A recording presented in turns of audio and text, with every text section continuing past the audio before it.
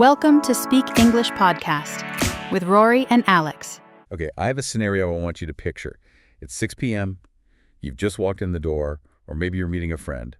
They look at you, they smile, and they ask the most common question in the world. Hey, how was your day? And you say, fine. Or, it was okay. Busy.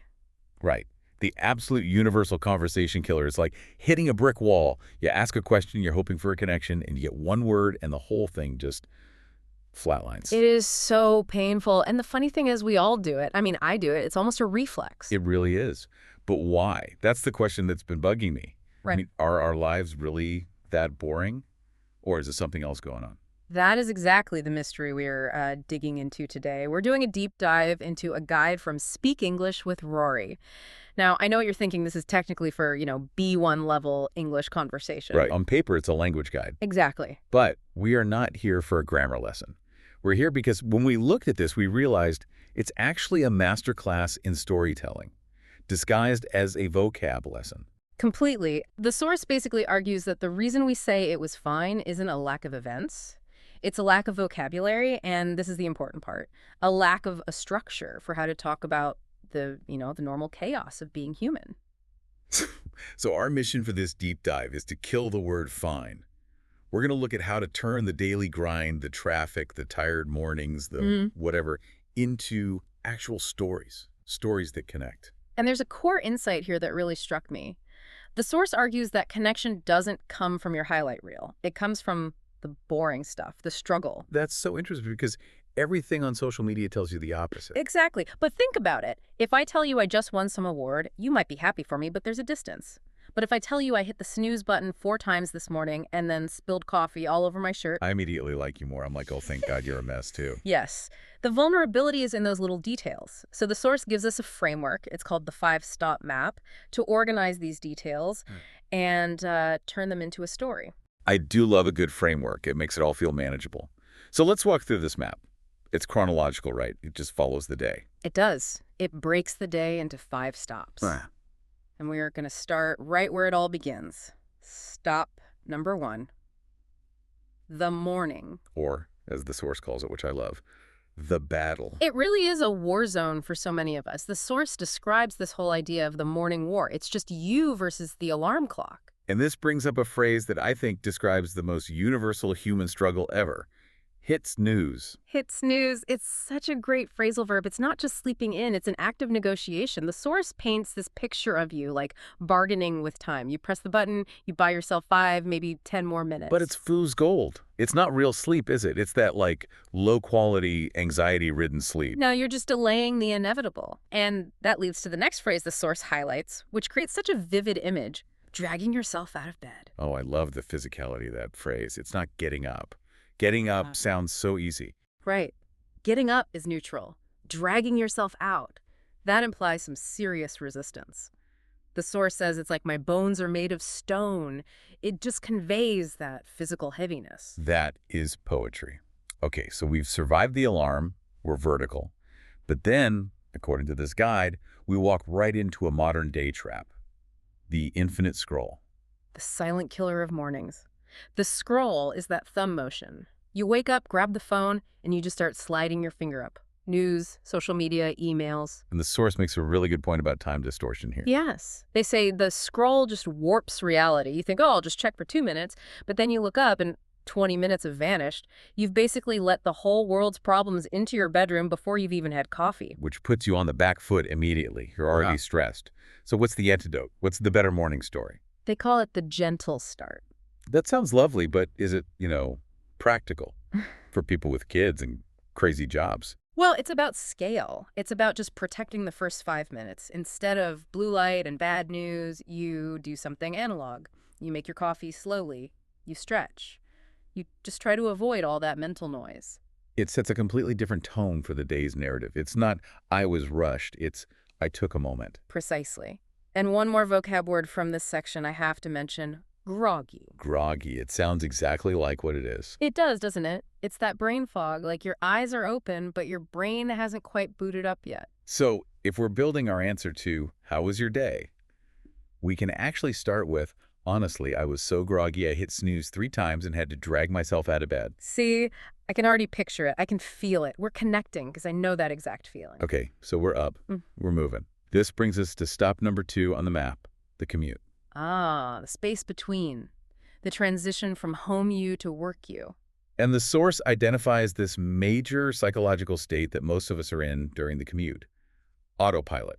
Autopilot. Yeah, it's when you get to the office and you have absolutely no memory of the drive. You are physically there, but mentally somewhere else. It's a survival mechanism, I guess. Yeah. But it makes for a terrible story. How was your drive? I don't know. Exactly. So the source offers 2 ways to break out of autopilot. First, scenario A, public transport. This is where they suggest people watching. And we should clarify, this isn't staring at people creepily. A very crucial distinction. No, it's about curiosity. The source suggests you just observe people and make up little backstories. That person looks nervous, maybe they have an interview. It turns a boring train ride into a creative exercise. You're engaging with the world. It wakes your brain up. But then we have scenario B, the nemesis of all happiness, driving in traffic. Or as the source says, being stuck in traffic. Stuck in traffic. I mean, notice the passivity. You are trapped. The cars aren't moving. And the emotion that goes with this is frustration, captured by the idiom. It drives me crazy. Which is a great phrase. It doesn't mean you're literally going insane, but it's that helpless irritation. But here's where the source gives us a mindset shift. And this is huge for anyone listening with a long commute. You can't control the traffic. So the advice is to make the most of the time. Make the most of. Let's break that down. It means finding value in a bad situation, reclaiming that time. Listen to a podcast like this one, or an audiobook. It changes the entire frame. So the story shifts from, traffic was awful, to, I got stuck in traffic, but I made the most of it and finished my audiobook. And suddenly you sound proactive, you have agency, and that is a much more interesting story. I like that. Okay, we've arrived. Stop number 3. The workday. Main event. The marathon.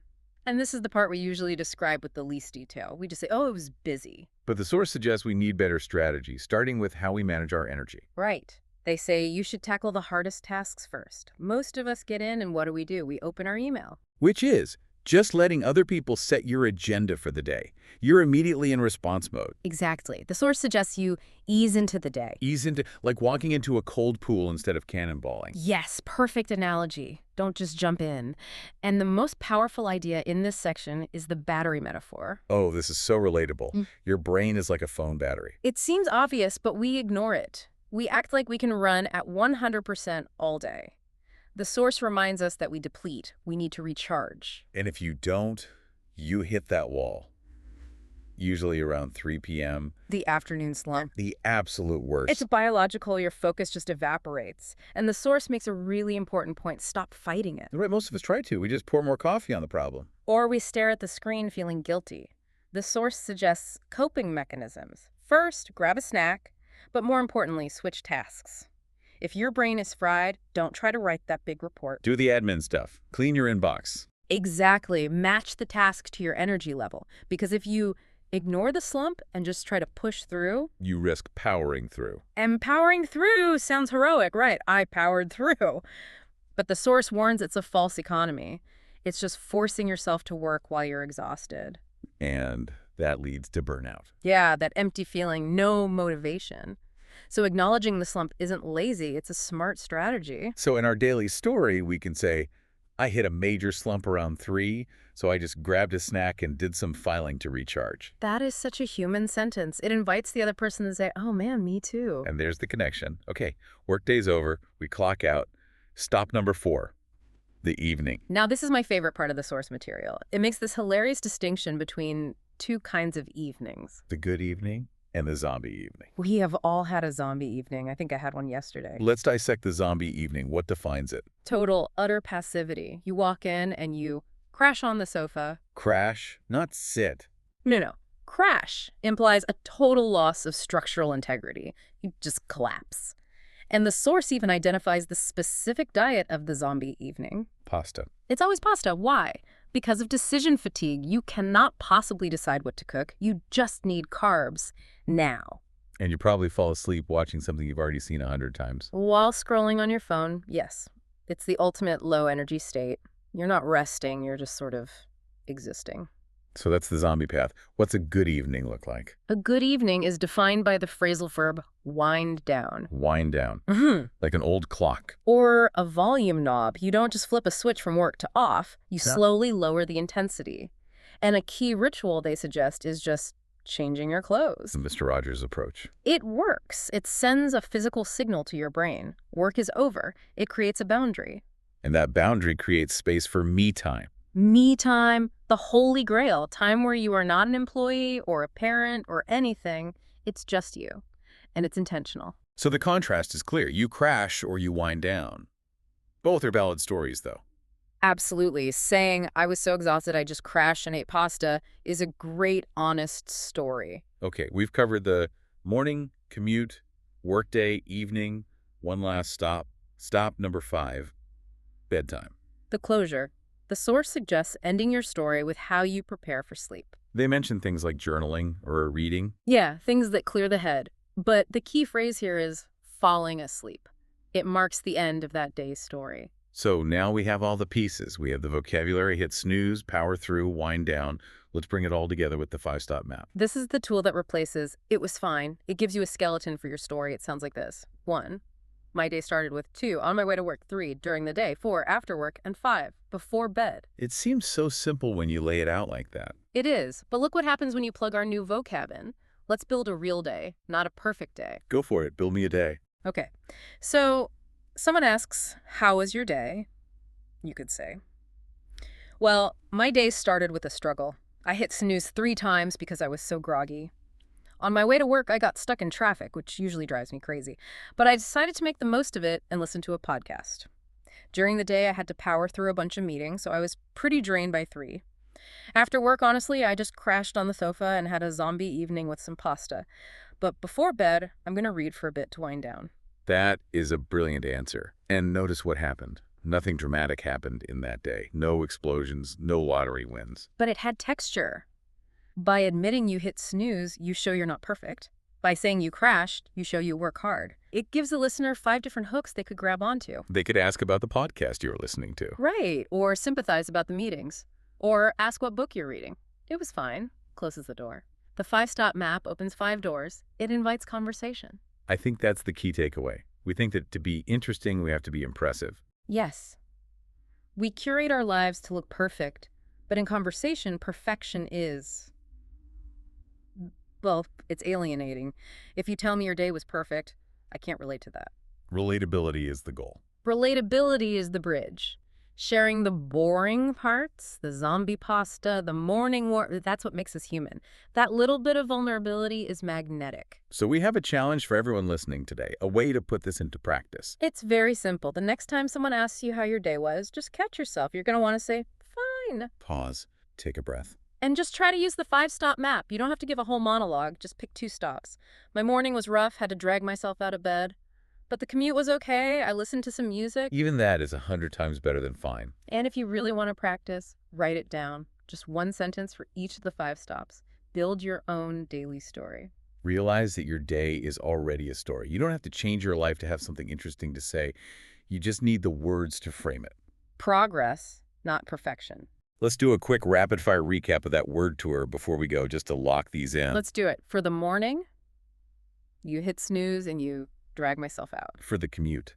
Yeah. You might be on autopilot or stuck in traffic, but you can make the most of it. The workday. Remember to recharge your batteries, watch out for that afternoon slump, and try not to just power through. And for the evening, Yeah. you might crash on the sofa for a zombie evening, or you might choose to wind down. It's amazing how much color those phrases add. It turns a black and white sketch into a full movie. It really does. Your words create your reality. Well, that's our deep dive into the art of daily storytelling. We hope you never have to settle for a fine day ever again. There's always a better story to tell. Thanks for listening. Go tackle that afternoon slump, recharge, and we'll catch you on the next deep dive.